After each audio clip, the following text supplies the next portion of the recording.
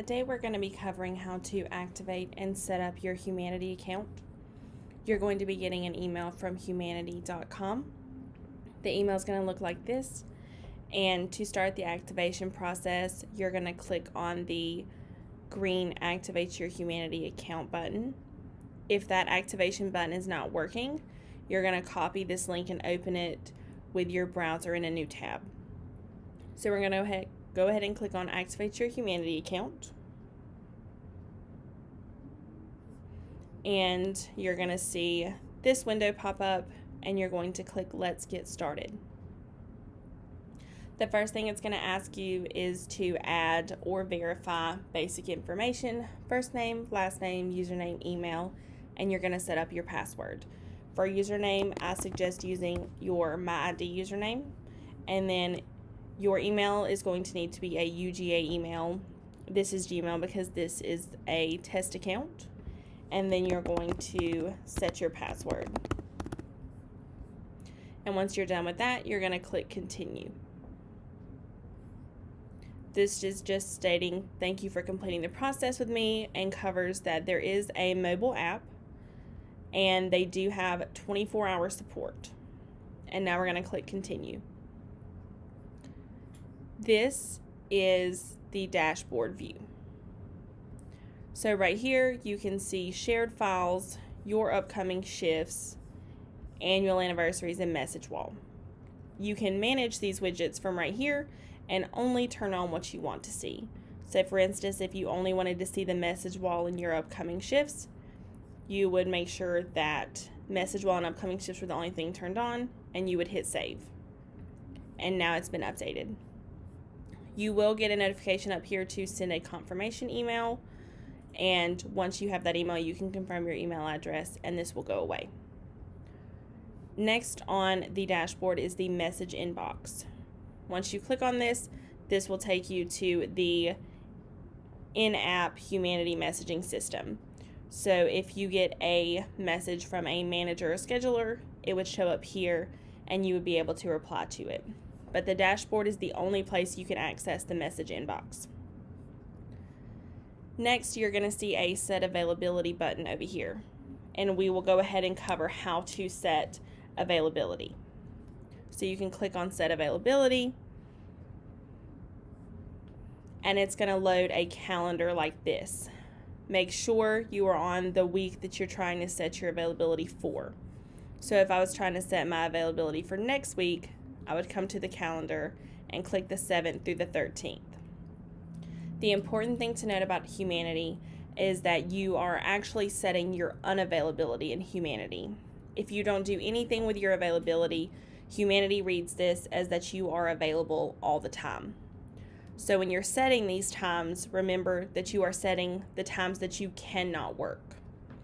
So if I, for instance, can't work on Sundays ever, I have another job or something like that, you're going to click on the day. We're going to say all day. We're going to repeat it weekly, just on Sundays. And with a semester-long schedule, you can actually go all the way to, we'll say May 10th before classes end, and you can save it.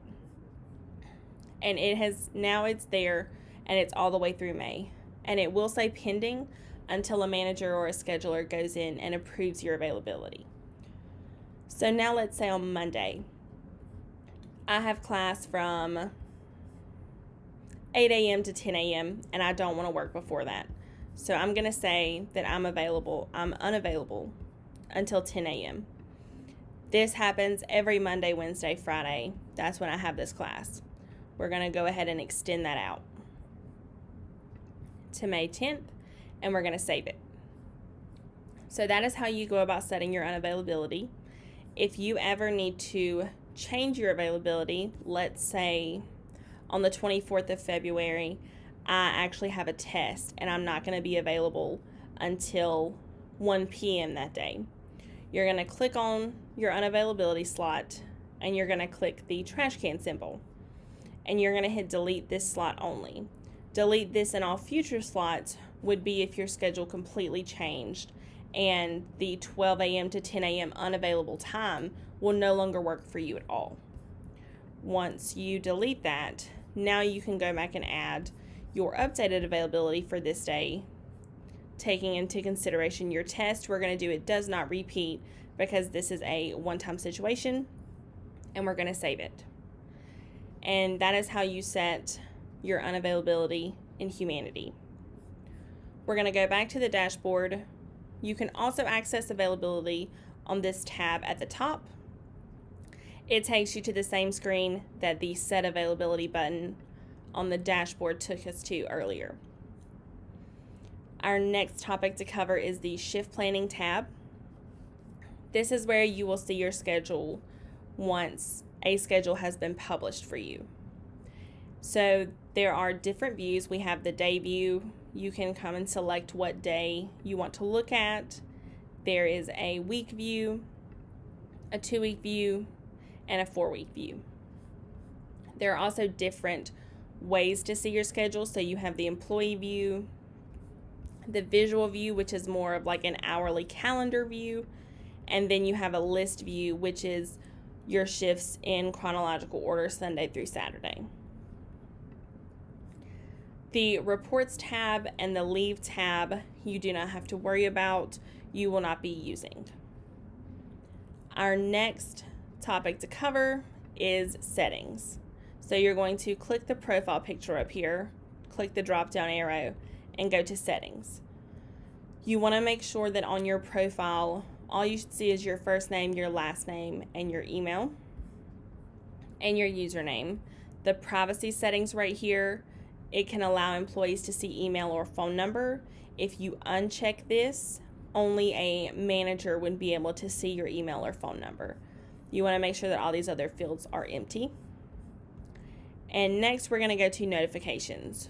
Humanity has a lot of different notification options, so I highly suggest going through and really looking through these options under each of the categories and deciding what you would like to be notified about. If you decide that you don't want any notifications, you can come up here to the top where it says Receive Notifications Via and turn everything off. This means that you will not get any kind of notification. If you only want an email notification, you can click Email, and then you'll go through each task and determine how you would like to be notified for that specific topic. And you will have to go through the entire list to update your preferences if you don't want to get emails about this whole list. And then at the bottom, you're going to click Save Notification Settings. And once you're done with that, your account should be set up and you will be good to go.